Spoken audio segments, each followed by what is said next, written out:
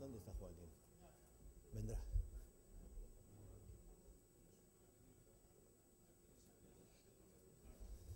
Bueno.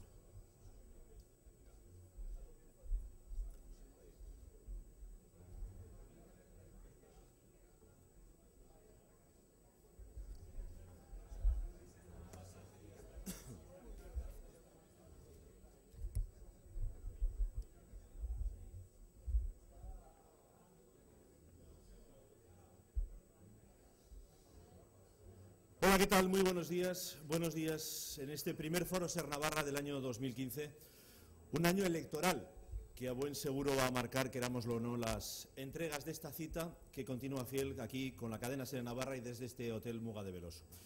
Buenos días, como decimos siempre, a los aquí presentes, pero también a las personas que nos escuchan a través de nuestra emisora de Radio Pamplona en el 1575 de la onda media. Saben que mientras tanto en el 100.4 FM continúa la programación habitual de Hoy por Hoy con Pepa Bueno.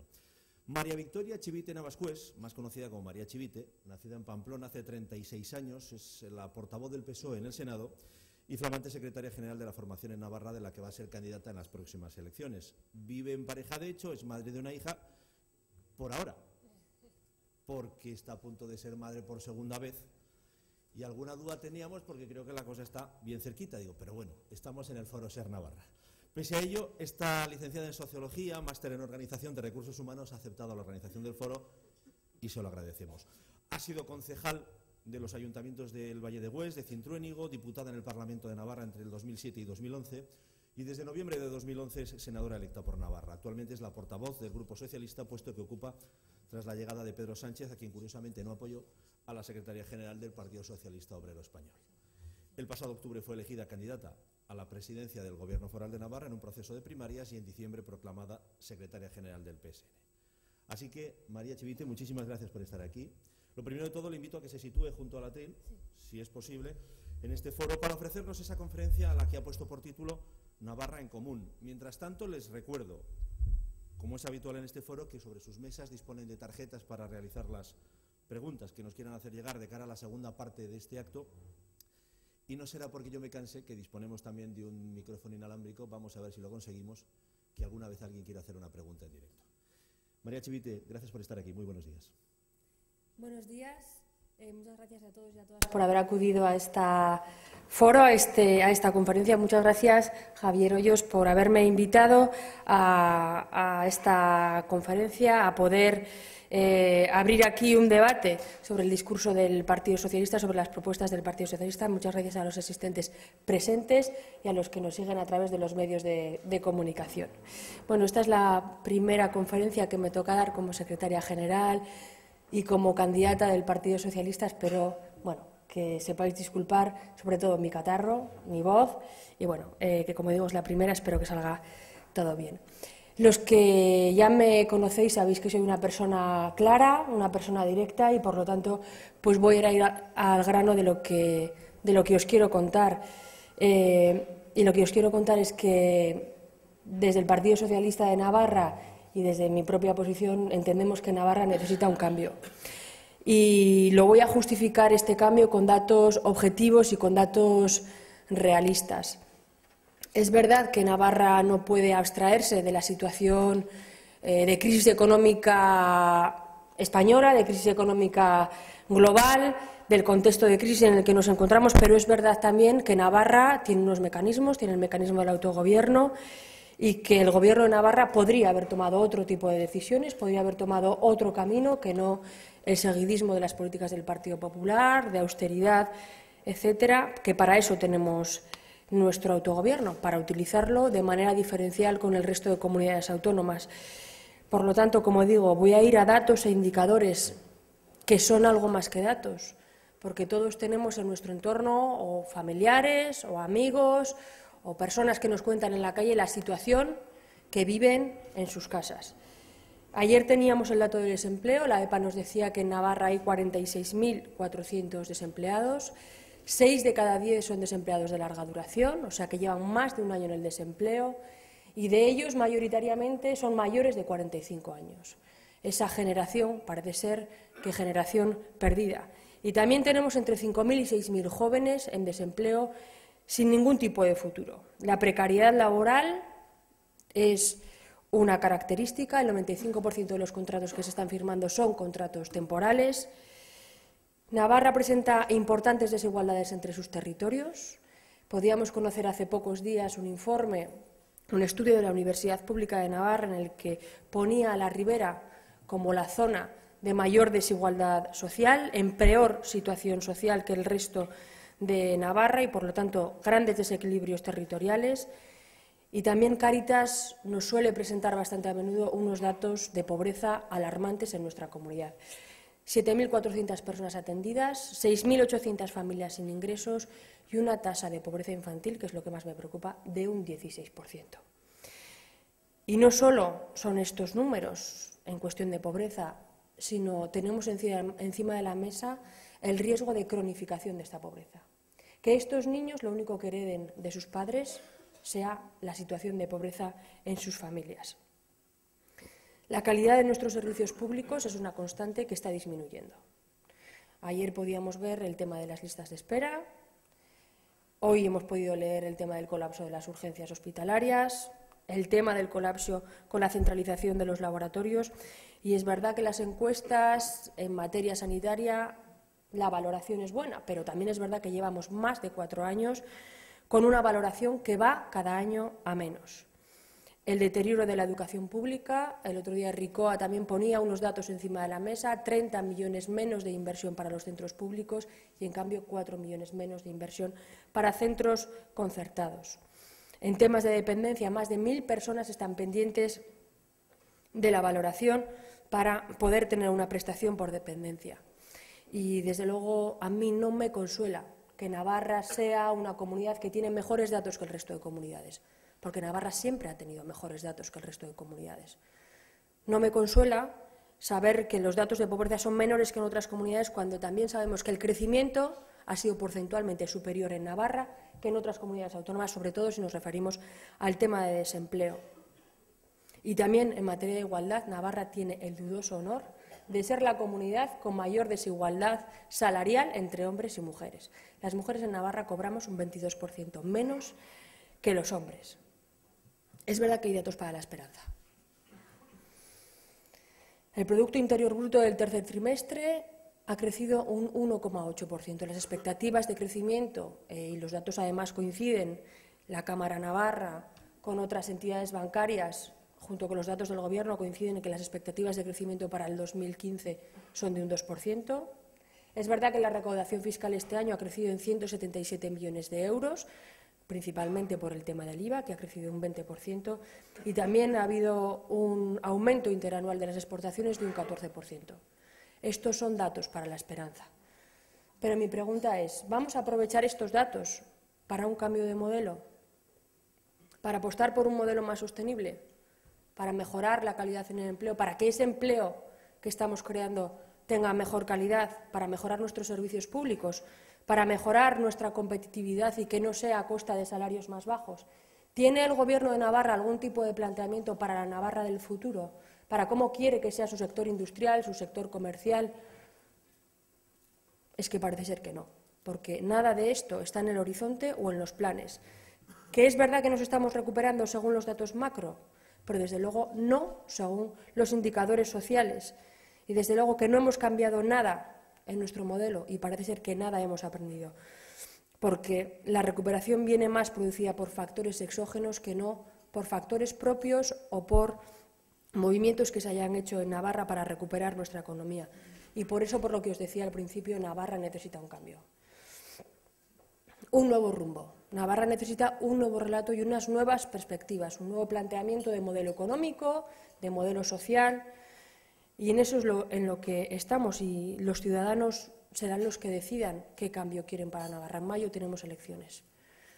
En mayo del 2015 los ciudadanos decidirán qué Navarra quieren para el futuro, y nos enfrentamos a un escenario político fragmentado. El Parlamento de Navarra en estos momentos tiene una gran pluralidad de fuerzas políticas, pero lo que nos augura el próximo Parlamento de Navarra es que va a tener todavía más fuerzas políticas, que ningún partido político va a tener una mayoría absoluta y en donde la capacidad de llegar a acuerdos va a ser fundamental para llegar a un gobierno estable. y somos conscientes desde el Partido Socialista que Navarra necesita un gobierno estable, cosa que no ha tenido esta legislatura porque el Gobierno de Navarra ha sido incapaz de acordar y, por lo tanto, nosotros consideramos que esta legislatura ha sido una legislatura perdida para los ciudadanos, una legislatura perdida para la economía, una legislatura, en definitiva, perdida para Navarra. Creo que tenemos que dejar con este escenario de que no va a haber mayorías absolutas y de que lo importante va a ser llegar a acuerdos, tenemos que dejar de lado el tactismo político y tenemos que poner encima de la mesa lo más importante, que son los problemas de los ciudadanos. Y tendremos que ser capaces de llegar a acuerdos entre unas fuerzas políticas y otras en la mejor manera de solucionar el problema de los ciudadanos, buscando por encima el bien común. Es necesario recuperar la confianza de los ciudadanos en política. La desconfianza que los ciudadanos tienen de nuestro sistema democrático y de la política, la verdad es que es preocupante, porque yo soy de las personas que piensa que la política es el mejor instrumento para mejorar, y válgame la redundancia, la calidad de vida de las personas, porque para eso está la política, para mejorar la vida de las personas. Pero es nuestra responsabilidad que los ciudadanos recuperen esa confianza, nuestra responsabilidad de los que estamos al frente de cargos públicos.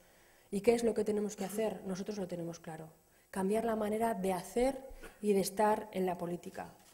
Ya no valen los paternalismos, decirle al ciudadano qué es lo que tiene que hacer política para el ciudadano. Tenemos que cambiar esa manera y tenemos que hacer política con el ciudadano, porque el ciudadano quiere formar parte, quiere tomar decisiones, quiere tener información para poder tomar decisiones libremente y no solo cada 4 años en las votaciones. Apostamos por un ciudadano empoderado y sobre todo apostamos por una política más transparente, más honesta, más sincera, más limpia y más participativa. Para mí, lo más importante es recuperar la ética de la política y la ejemplaridad de los cargos públicos. El Partido Socialista, además, no se queda en decir lo que quiere hacer en el tema de transparencia o en el tema de ética. El Partido Socialista, cuando estuvo en el Gobierno, con Roberto Jiménez como vicepresidente, hizo una ley de gobierno abierto y de transparencia que UPN, siento decirlo así, lo ha dejado en el cajón y que además a los datos me remito. Cuando nosotros nos fuimos del Gobierno, Navarra estaba en el puesto número 4 en transparencia según los organismos internacionales de transparencia y en estos momentos ocupa el número 9. La apuesta de transparencia por parte de UPN ha sido negativa. Y desde luego nosotros predicamos con el ejemplo, porque hemos sido los primeros que nos hemos aplicado el tema de la transparencia en nuestro propio partido. Todos los cargos públicos del Partido Socialista han publicado sus bienes y su patrimonio. Y también ha sido el propio partido el que ha publicado todas sus cuentas. Y también hemos firmado un código ético en el que nos comprometemos con la honradez, con la vocación de servicio público, con la austeridad, con la ejemplaridad y con los principios de gobierno abierto, que son democracia, participación y colaboración.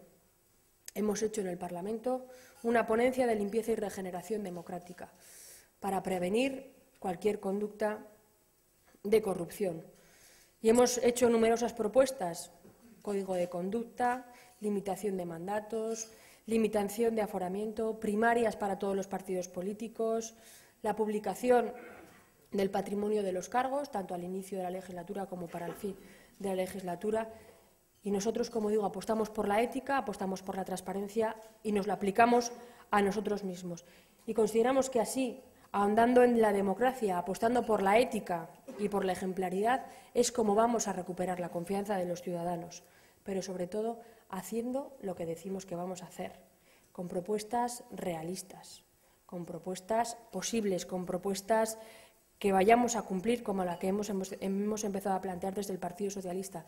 La semana pasada presentamos a todos los ciudadanos la propuesta abierta para Navarra. Presentamos un documento con más de 40 propuestas innovadoras para Navarra, aunque bueno, ya llevamos más de 500 propuestas elaboradas que daremos a conocer en breve. Y esto va a ser el inicio de nuestro programa electoral, la base de nuestro contrato para los ciudadanos, de nuestro compromiso. Y, como digo, un compromiso que lo que pretendemos hacer es cumplir. Definimos cómo queremos que sea la Navarra del futuro, nuestro modelo económico, cómo queremos defender el estado de bienestar y, aprovechando desde luego este foro, les quiero dar unas breves pinceladas, y como digo breves porque no es cuestión de que les cuente las 500 propuestas, les adelantaré en algunas de nuestras propuestas en materia de economía y empleo y en materia de estado de bienestar. En materia de economía y empleo es verdad que el empleo lo crean las empresas, no hay ninguna duda. Pero es verdad también que es responsabilidad de las administraciones públicas, del Gobierno en este caso, incentivar que las empresas puedan crear empleo o mantener el empleo. Por eso nosotros lo que proponemos son instrumentos de financiación para las pymes y para los autónomos. ¿Cuál es el problema que en estos momentos fundamental tienen las pequeñas empresas y los autónomos? Pues son problemas de financiación para poder mantener el empleo, para poder invertir, para poder internacionalizarse o para poder modernizarse. Tenemos claro que tiene que haber convivencia entre los sectores tradicionales, sectores industriales tradicionales, pero también tenemos que apostar por nuevos sectores. Creemos que los sectores tradicionales, como el sector agroalimentario, que en Navarra ha funcionado también, tenemos que seguir potenciándolo. El otro día, además, estuvimos, el secretario de Organización y yo, en una reunión en Zaragoza, también con compañeros de La Rioja, para potenciar todo el tema del sector agroalimentario en el eje del Valle del Ebro. Poder conectar Merca-Zaragoza con toda la ciudad agroalimentaria de Tudela es una de las propuestas que vamos a trabajar. Tenemos que potenciar, como digo, los sectores tradicionales como la agroalimentación o el tema de la automoción, que siempre ha funcionado muy bien en Navarra y tenemos que seguir trabajando con ellos, pero desde luego nos tenemos que abrir a nuevos sectores. Tenemos que abrirnos a nuevas tendencias del mercado, sobre todo pretendemos que abrirnos a nuevos sectores vinculados con las nuevas tecnologías. Tenemos que modernizar nuestro tejido productivo. Creo que en Navarra, además, contamos con un gran capital humano, tenemos gente muy bien formada que sale de nuestras universidades y esto puede ser un polo de atracción para empresas de base tecnológica. Desde luego tenemos que potenciar la I+D+I. ¿Y cómo la queremos potenciar? Pues poniendo a nuestras empresas y a nuestros centros de investigación dentro de las redes internacionales de investigación. No solo buscar sinergias con otras comunidades autónomas, porque aquí lo que se trata es de internacionalizarse y de poner a nuestros centros tecnológicos a trabajar en sinergias con las empresas, con las universidades y ponerlas a nivel internacional. Otra de nuestras propuestas es crear la Oficina de Inteligencia Económica, que asesore a empresas, que haga análisis, estudios y prospectivas de inteligencia económica para las empresas. Y apostamos por un nuevo modelo, apostamos por la economía del bien común, por el tercer sector, por el cooperativismo, por el emprendimiento social, por otra manera de generar riqueza, una riqueza mucho más justa y mucho más repartida. Y en esta medida, también en esta línea, medidas para el desarrollo de la economía verde. Creemos que hay que hacer planes de dinamización comercial, no solo a nivel local, sino gestionados también a nivel autonómico, apostando por el comercio local y, sobre todo, por el comercio urbano. Y creo que nos deberemos sentar para hacer un análisis real de la oferta y la demanda que tenemos en materia de establecimientos comerciales. Creemos que aquellas empresas que presentan un ERE necesitan un acompañamiento público. Creemos que este acompañamiento les puede ayudar a no desaparecer, a buscar su reconversión, a buscarles nuevos socios para mantener el empleo. Y hablando de empleo, os decía antes que hay datos muy alarmantes con el tema, sobre todo, del desempleo de larga duración, que afecta sobre todo a los mayores de 45 años. Una persona en estos momentos mayor de 45 años o mayor de 50 años que se queda en el desempleo tiene muy pocas posibilidades de volver a reinsertarse en el mercado laboral. Por eso nosotros apostamos por itinerarios individualizados de inserción laboral, porque creo que hay que saber qué necesidades tiene cada uno y cómo fomentar esa formación y cómo insertarlo laboralmente. Existe a nivel internacional, a nivel europeo, el Fondo de Garantía Juvenil. Y me gustaría saber cuántos navarros o navarras jóvenes se han beneficiado de ese Fondo de Garantía Juvenil. Poquísimos. Yo creo que se podrían contar con los dedos de esta mano. Y tenemos entre 5.000 o 6.000 navarros jóvenes en el desempleo. Por lo tanto, creo que tenemos que dar a conocer más el Fondo de Garantía Juvenil, implementarlo desde el Gobierno, aumentarlo hasta los jóvenes mayores, o sea, hasta los jóvenes de 30 años y complementarlo con medidas, pero sobre todo complementarlo con financiación. Como os decía, hay un gran desequilibrio territorial. Por lo tanto, nosotros proponemos planes territoriales concretos de desarrollo, porque no es lo mismo cómo está la zona de la ribera, el desempleo que hay concretamente en poblaciones como Cascante y en poblaciones como La Sacana, o en el desempleo que hay en otras zonas. Por lo tanto, planes concretos de desarrollo comarcal. Y me preocupa la calidad en el empleo. ¿Qué empleo es el que se está generando en estos momentos? Como decía, el 95% de los contratos que se están firmando son contratos a tiempo parcial. También leía el otro día unos datos que de los últimos empleos, 300.000 de ellos eran empleos de menos de 10 horas a la semana. Por lo tanto, yo creo, es verdad que no nos corresponderá a Navarra porque no tenemos competencias, pero el Partido Socialista a nivel nacional se ha comprometido en derogar la reforma laboral. Nosotros apostamos por el diálogo social, por recuperar el papel negociador de los sindicatos y una cosa muy clara, no se trata de generar empleo, se trata de generar empleo de calidad, porque no queremos crear o incidir en la creación de una nueva clase social que son los trabajadores pobres.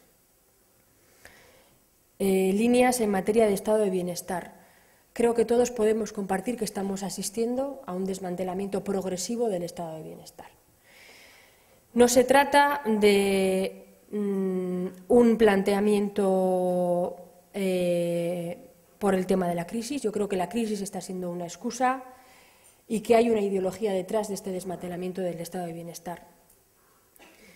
Nosotros, como socialistas, esto lo vemos con preocupación porque el estado de bienestar es el único marco que garantiza que las personas nos podamos desarrollar en igualdad de oportunidades. Creo que este desmantelamiento viene acompañado de medidas ideológicas de un partido político que no cree en este modelo social.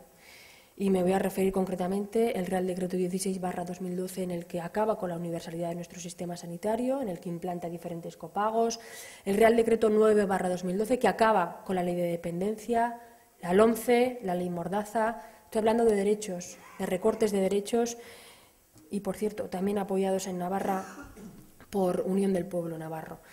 El Partido Socialista tiene claro que en este planteamiento de reforma de la Constitución que estamos haciendo tenemos que blindar esos derechos sociales, pero ¿qué planteamiento tenemos para Navarra? Desde luego, la mejor defensa para los servicios públicos es que nuestros servicios públicos sean eficientes y eficaces, y en esa línea tenemos que trabajar.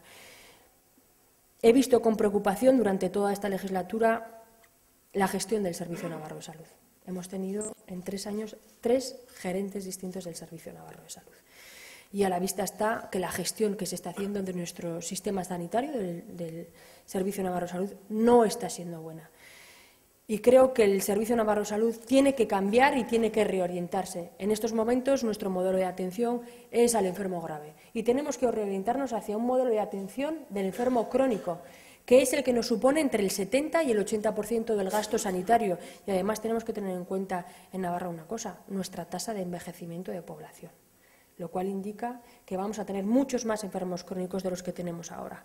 Tenemos que apostar por las tecnologías, por el autocuidado, por el paciente informado y por la atención a domicilio y por la prevención. El 50% de nuestras enfermedades provienen o de herencia genética o de nuestros hábitos de vida. Por lo tanto, creo que hay que centrarse en materia de prevención, por ejemplo, en el alto componente de herencia genética, como pueden ser las enfermedades de cáncer, de colon o así, o en temas de hábitos de vida saludable. En materia de educación, nosotros entendemos que los centros concertados tienen que ser subsidiarios de los centros públicos y no compartimos cómo se están concediendo nuevas unidades educativas para los centros concertados cuando no está siendo tan fácil para los centros públicos abrir nuevas unidades educativas o incluso se están cerrando. Apostamos por una escolarización más equilibrada, porque el acceso a los centros, sean públicos o concertados, sea en condiciones de igualdad. Queremos cambiar la normativa de acceso para garantizar, por una parte, el equilibrio entre los centros educativos y, por otra parte, garantizar también la libertad de elección de centro.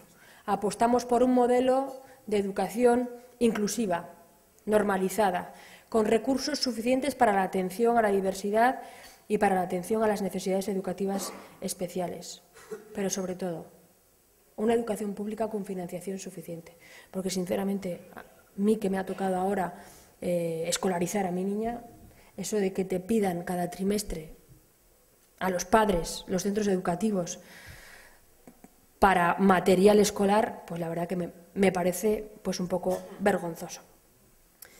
En materia de pobreza, de desigualdad social, de brecha, yo me remito a los datos de Cáritas que les planteaba al inicio de mi intervención. No se trata de resolver la pobreza alimenticia, de que una persona, de que una familia tenga recursos para subsistir en ese mes, se trata de acompañamiento. Se trata de dotar de recursos a esas familias para que puedan salir de esa situación, y no me refiero solo a recursos económicos. La cronificación de la pobreza, también se hablaba antes, y la pobreza infantil. Un niño pobre tiene muchísimas probabilidades de seguir siendo pobre durante toda su vida. Por lo tanto, ha de necesitar muchísimos recursos de la administración pública en toda su vida. ¿Cuál es la mejor medida para que ese niño deje de ser pobre? La escolarización, fundamental. Pero no solo la escolarización reglada, sino que pueda en su entorno estudiar. Cuantos más años pasa un niño escolarizado, menos probabilidades tiene de ser pobre. Por lo tanto, creo que tenemos que hacer un plan integral para el tema de la pobreza infantil. 40.000 hogares dependen de pensiones de jubilación, unas pensiones de jubilación congeladas, y que a las demás les hemos puesto en estos momentos todo el tema de los copagos. Por lo tanto, con menor capacidad adquisitiva. 3.250 hogares navarros conviven personas en situación activa, pero en desempleo, con pensionistas. Y es esa pensión la que sostiene a todo ese núcleo familiar. Me gustaría hablar de muchos más temas, de la situación de las personas dependientes y, sobre todo, de algo que no se ha abordado en toda la legislatura, y es de los nuevos modelos familiares, de la situación de la legalidad que vivimos las parejas de hecho con la derogación, por ejemplo, o el vacío de la ley foral de parejas de hecho.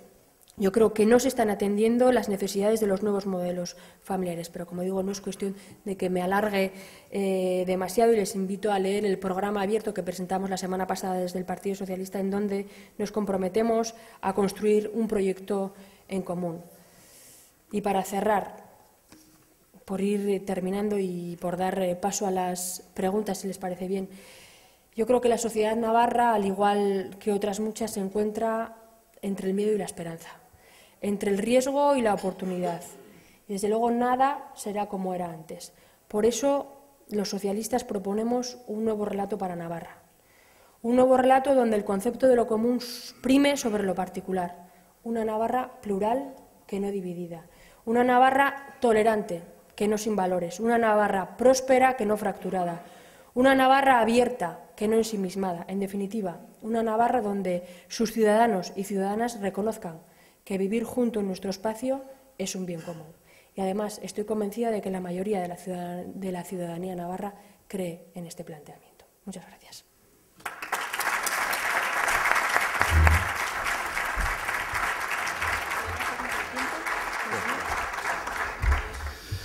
Muchas gracias, María Chivite. Son las 9:33 de la mañana, en directo en este Foro Ser Navarra, aquí en el Hotel Muga de Veloso de Pamplona. Bueno, ya tenemos unas cuantas preguntas por aquí después de su intervención de esa conferencia Navarra en Común. Hablaba usted hace un momento de la dificultad de alcanzar mayorías en ese Parlamento, que supuestamente va a ser aún más fragmentado. Le preguntan con qué partidos cuenta el PSN para hacer el cambio en Navarra.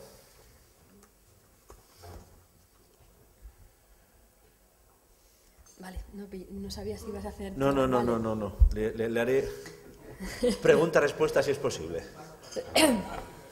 Bueno, yo creo que he basado mi intervención, sobre todo he intentado argumentar el tema del cambio con datos objetivos y con datos realistas. ¿Con quién pretende el Partido Socialista hacer el cambio en Navarra? Pues tendrá que ver con nuestro programa electoral y con los planteamientos ideológicos nuestros y de otros partidos políticos.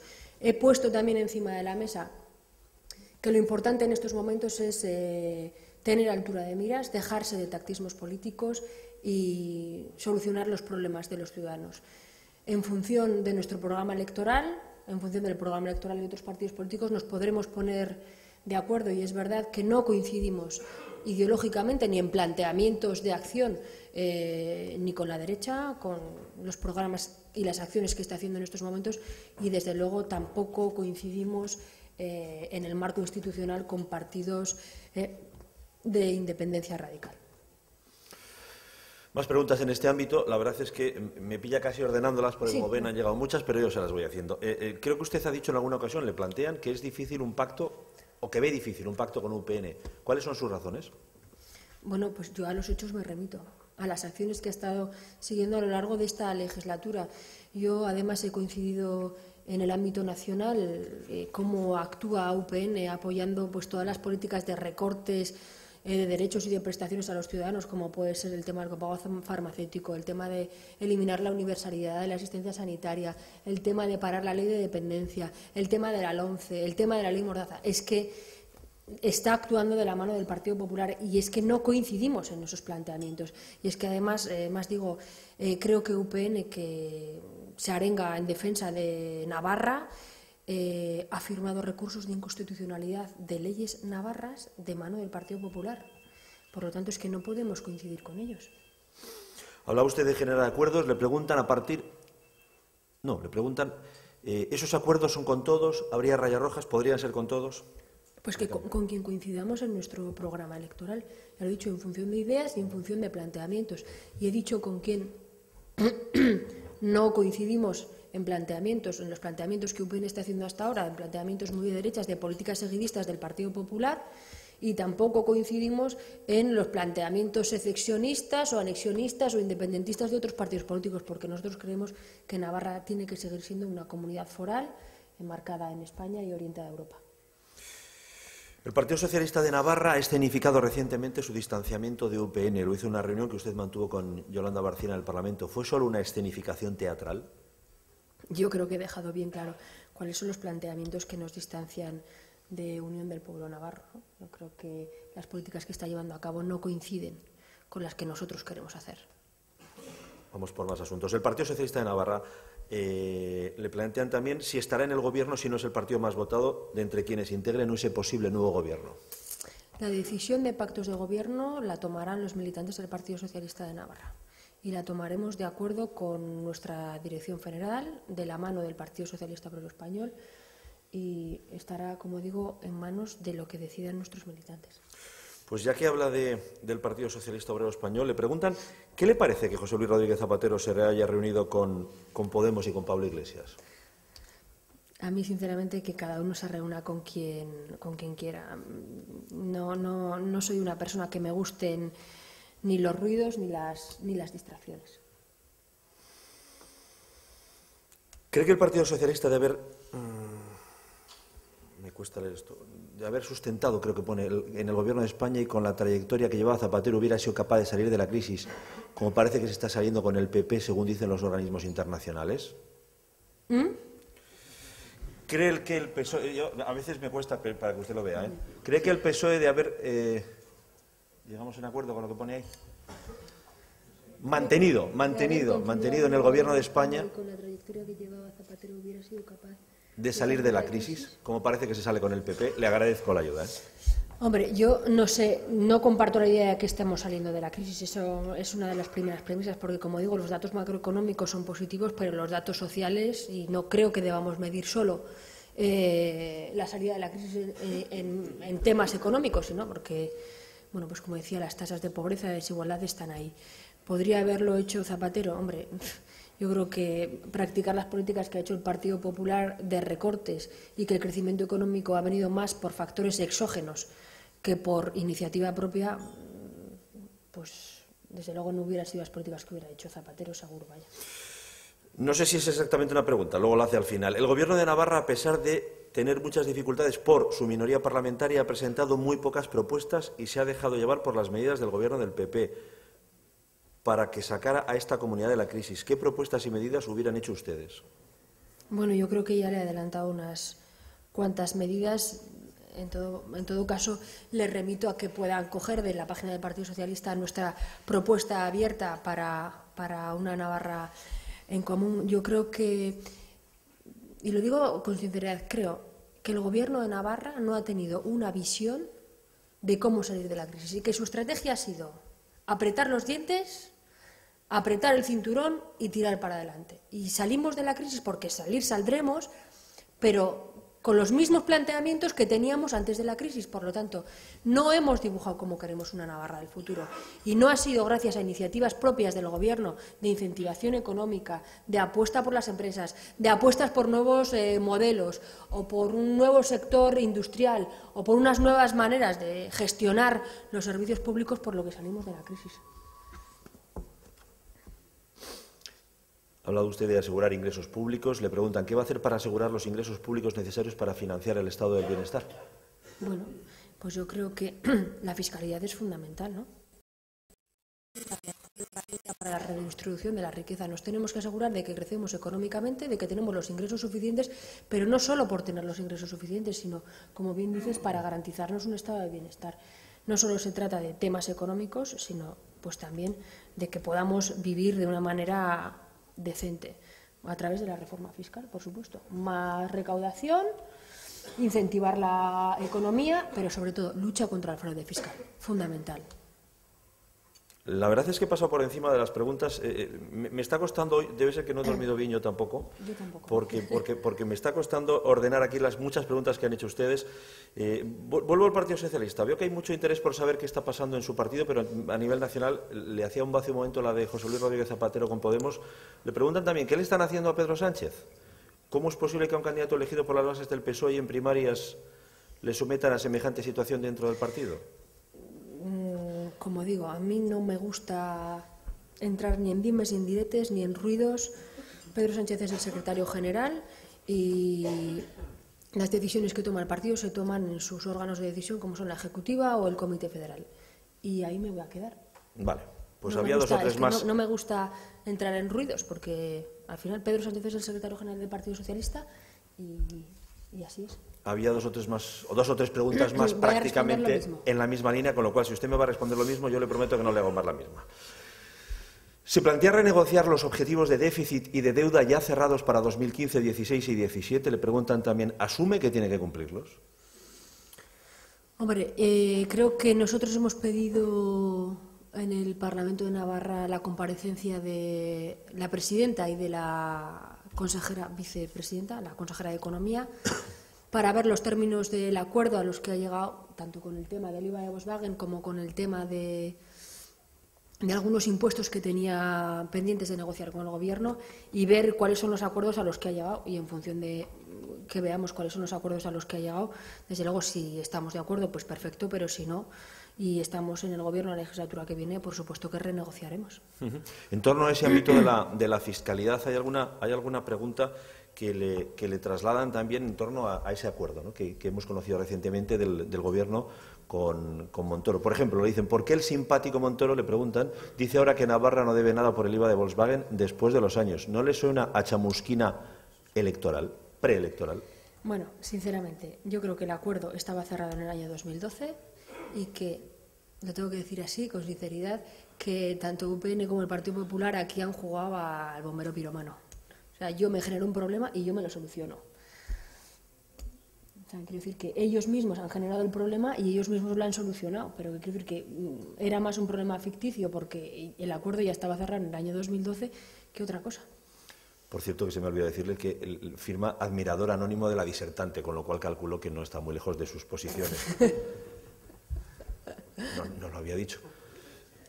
Economía, ¿cómo hacer atrayente a Navarra para que las empresas vengan a invertir? Habla usted de ese ámbito. Mira, Navarra yo creo que ha sido puntera además en diferentes momentos en diferentes cosas. Por ejemplo, la etapa anterior fue puntera en materia de energías renovables. Yo creo que en Navarra tenemos un valor añadido y es que tenemos los jóvenes mejor formados de toda España. De hecho, los ingenieros que salen de nuestra universidad pública se rifan en las comunidades autónomas. ¿Por qué no aprovechamos ese capital humano para atraer empresas de alto valor añadido? Empresas, como decía antes, de base tecnológica que vengan a Navarra. Es que el capital humano lo tenemos aquí. Esa sería una de las medidas. En ese ámbito le preguntan también si es partidaria de mejorar la política de deducciones y ayudar a la inversión empresarial. Una asociación empresarial de la Ribera ha denunciado recientemente fuga de industrias por falta de incentivos. Pues ya lo he dicho, la incentivación depende del Gobierno, por supuesto que hay que hacerla. El empleo lo crean las empresas, pero es el Gobierno quien tiene que incentivar que esas empresas puedan generar empleo. Cambiamos de asunto. Ha hecho usted referencia a la salud. Le preguntan si eliminaría los copagos sanitarios. Sí, sin ninguna duda. Yo creo que, además, como es un tema que me ha tocado llevar más de cerca, ¿no? El Real Decreto 16/2012 abre un melón muy importante, y es que rompe con el principio de universalidad de nuestro sistema sanitario. Y desde ahí nos podemos deslizar hacia lo que queramos. ¿Por qué estos sí y por qué estos no? ¿Por qué ponemos el límite en este copago y no lo ponemos en el otro? Yo eliminaría el tema de copago. Yo creo que son medidas que no nos han supuesto grandes ahorros, y además hace tiempo tuve una conversación con Patxi López, el que fue presidente del País Vasco, en el que ya cuando él estuvo de presidente reorientó la organización de su sistema sanitario hacia la atención a crónicos y consiguió importantes ahorros en el sistema sanitario. Yo creo que eso es lo que tenemos que hacer. Es verdad que no se consigue un ahorro a corto plazo, pero es verdad que o reorientamos o no conseguiremos ahorros.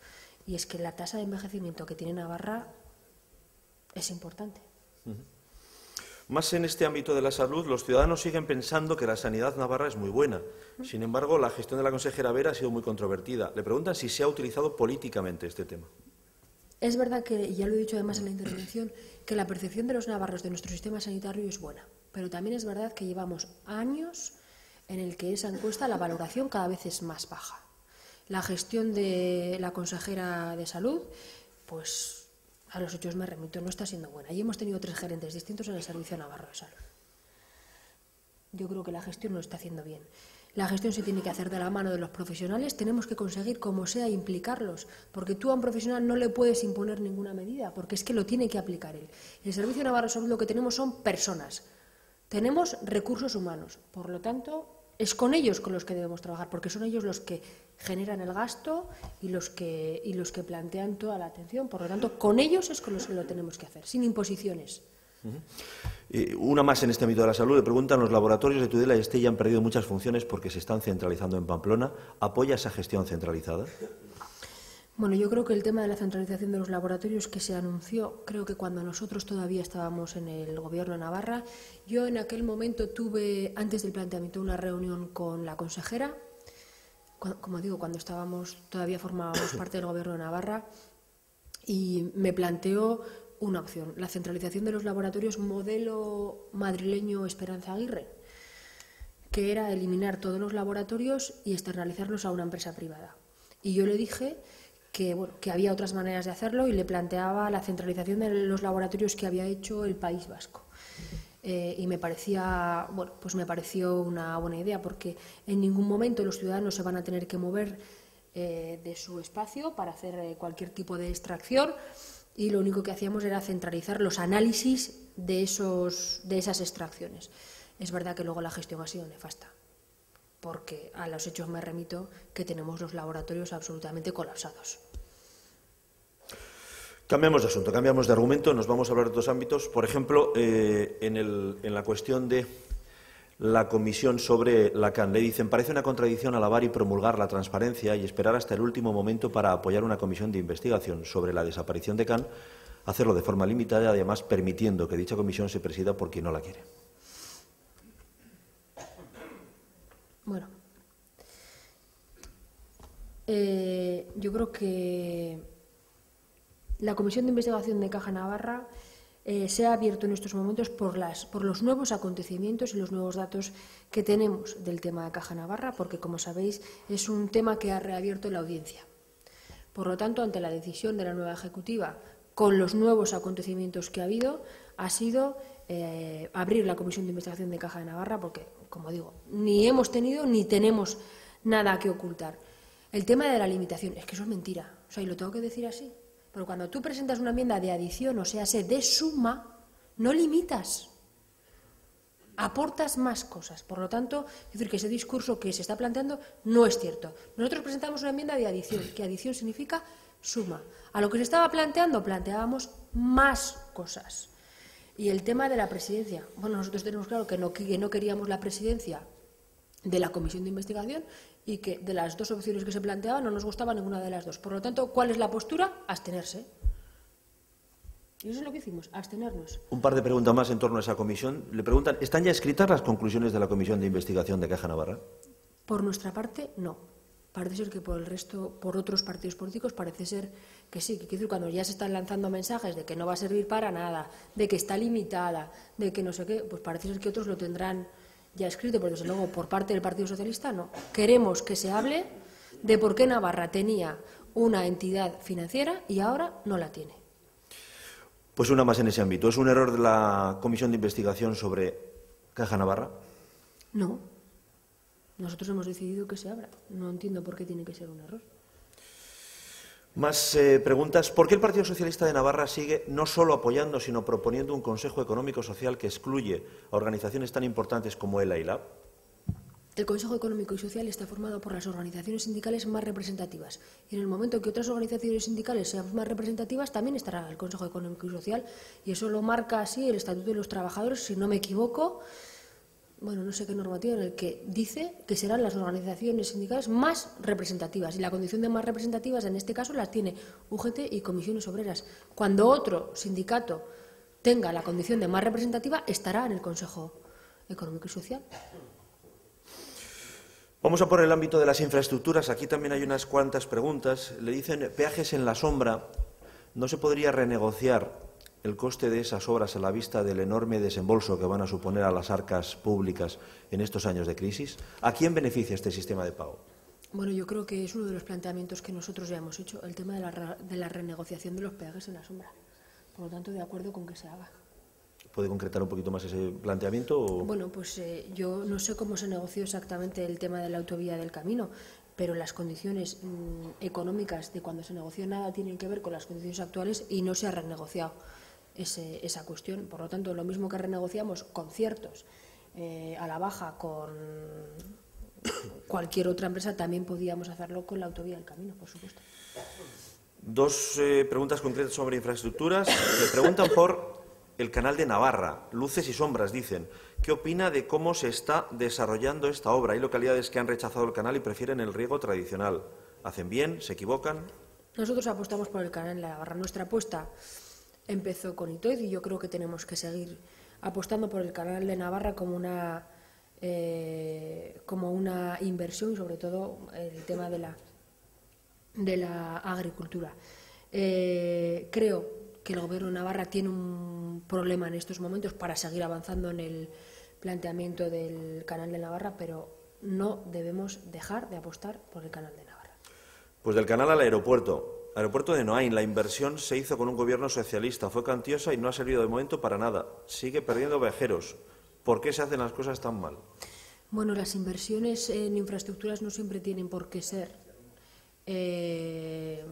Tienen que dar beneficios económicos. Hay veces que se tienen que hacer inversiones por equilibrio territorial, por mantenernos comunicados con otras comunidades. Yo creo que el aeropuerto de Pamplona es necesario.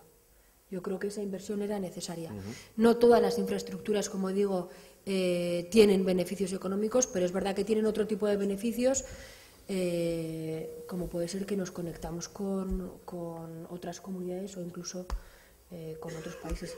Pero también digo que creo que el Gobierno de Navarra debiera hacer planteamientos para que vengan otro tipo de vuelos a Pamplona. Se me ocurre, y esta no está planteada aquí, pero en torno a la alta velocidad ferroviaria, un asunto que bueno, pues es cíclico en los últimos tiempos.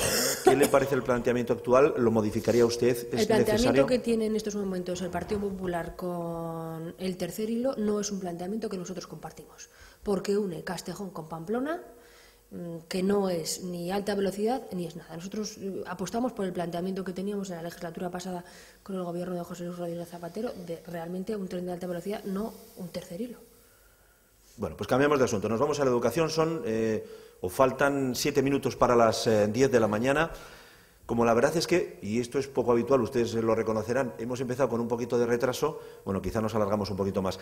Le preguntan, ¿les están haciendo el caldo gordo los socialistas a los nacionalistas al apoyar la modificación de la ley del Vascuence? Para nada.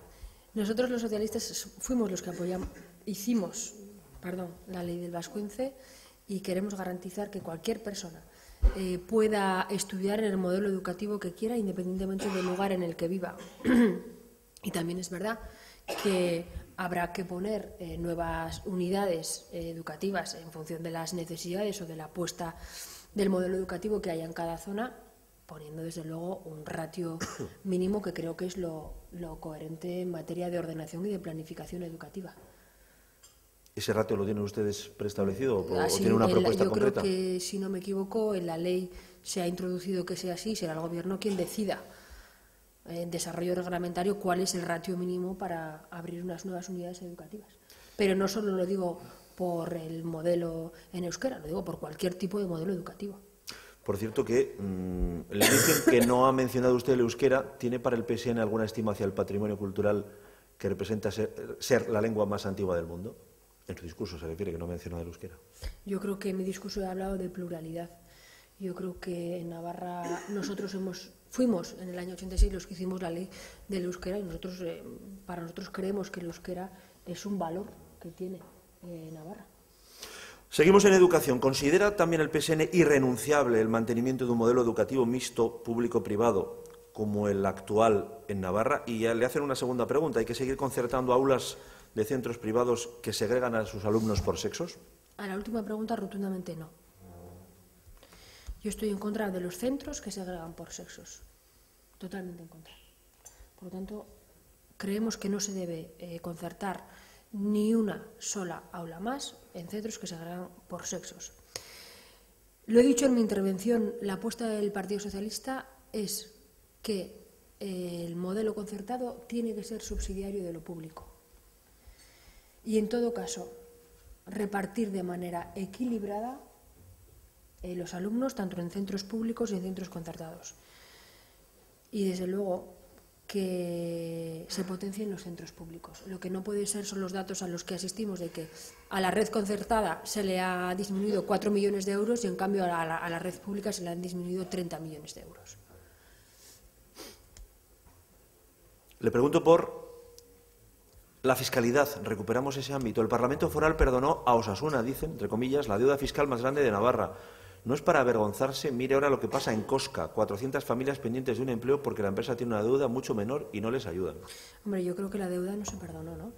Yo creo que ahí Osasuna ha puesto su patrimonio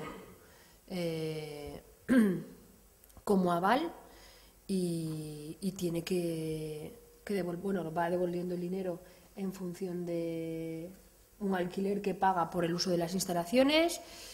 Y la deuda se negoció también en función de la taquilla, en función de los fichajes y en función de los ingresos que vaya teniendo por medios de comunicación. Por tanto, la deuda no se ha perdonado.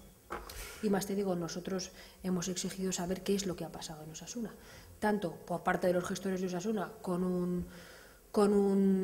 una investigación o con una auditoría privada y lo que hizo o dejó de hacer por acción o omisión Hacienda para que esta deuda llegara a ser lo que es. Le ponían el ejemplo de la empresa Cosca, que dice debe mucho menos y nadie les ayuda.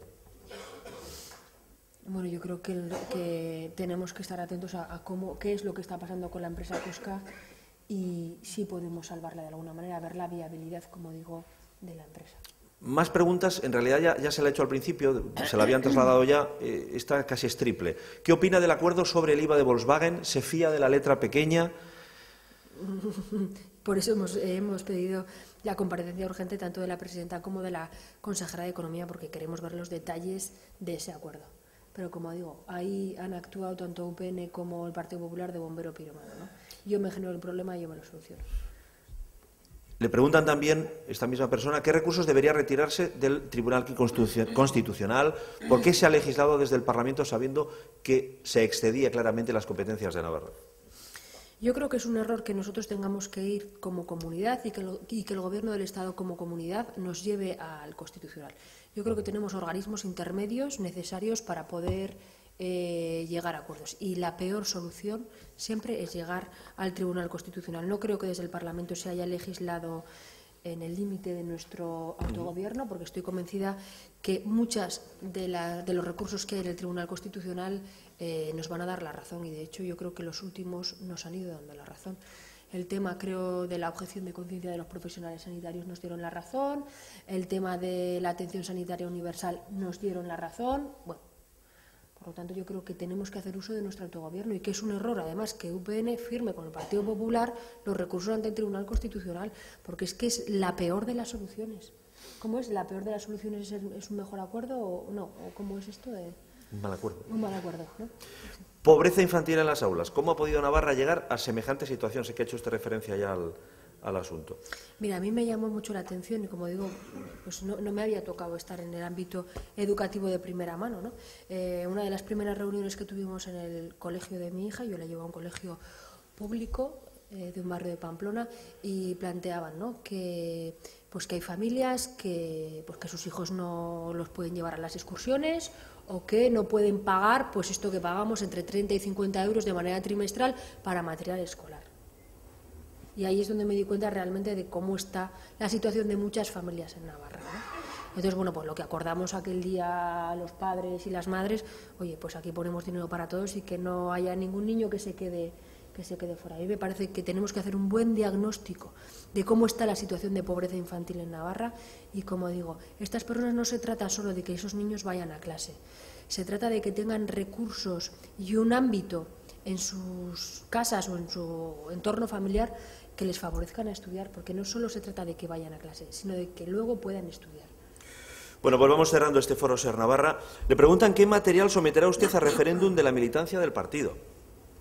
Bueno, pues en principio todo el tema de pactos es mi compromiso, pero la idea es que todos aquellos acuerdos importantes que tengamos, o decisiones importantes de estrategia, de pactos, de no pactos, o de entrar en el gobierno, de no entrar en el gobierno, o incluso pues otros debates interesantes e importantes en materia política y orientación política, las pueda tomar toda la militancia del partido. Hemos empezado con los procesos de primarias para elegir al candidato o la candidata, y en esa línea es en la que vamos a seguir trabajando.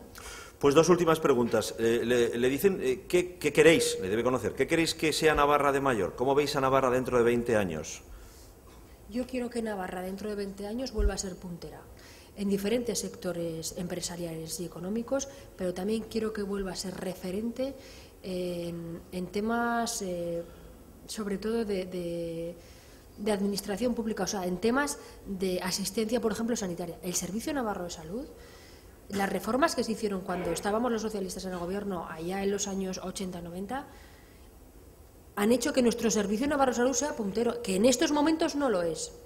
Yo creo que tenemos que ser referente en materia económica en diferentes sectores económicos. Como decía, podría ser el tema de las nuevas tecnologías, empresas de base tecnológica, pero también en temas sociales. Muy bien, pues acabamos con una de reforma fiscal. Le preguntan, el PSN siempre ha dicho que se trata de una reforma parcial, que el nuevo gobierno deberá acometer una en profundidad. ¿Cómo debe ser esa reforma? ¿Qué queda por hacer? Bueno, yo creo que tres líneas fundamentales. ¿Qué es lo que debe hacer una reforma más en profundidad? Uno, que las personas que tienen menos renta puedan tener más recursos disponibles en su bolsillo para poder consumir, porque esto al final incentiva el consumo. Dos, que las rentas más altas paguen más, contribuyan más, que el patrimonio contribuya más, sobre todo el tema de grandes patrimonios, que las sociedades paguen realmente lo que tengan que pagar, porque el impuesto de sociedades está en un 22, pero realmente entre desgravaciones y demás al final no es eso lo que se paga, y sobre todo, fundamental, lucha contra el fraude fiscal. Y una de las propuestas que hacemos además es que la gerente o la directora general, no sé exactamente cuál es el puesto concreto de Hacienda, sea una persona nombrada por el Parlamento que garantice la independencia y que sea por un periodo de 6 años. Pues muchísimas gracias, María Chivite. La verdad que les diré a ustedes una cosa, como creo que está a punto de ser madre por segunda vez, quien más que menos tenía alguna duda de que este foro se fuera a celebrar. Sí, yo la primera. Bueno, pues al final lo hemos terminado y le agradezco su presencia aquí y además le deseo lo mejor en ese parto que llegará en breve. Quiero agradecer también a ustedes la presencia y a nuestros colaboradores, a Gas Natural, a VDR y, como no, a Alma Hoteles, cuyo presidente, Joaquín Ausejo, va a cerrar este acto. Bueno, muchas gracias por la asistencia y simplemente comunicarles que el próximo foro será don Javier Esparza el que nos dirá exactamente cuál es su opinión a propósito del futuro. Muchas gracias. Gracias y buenos días. Gracias.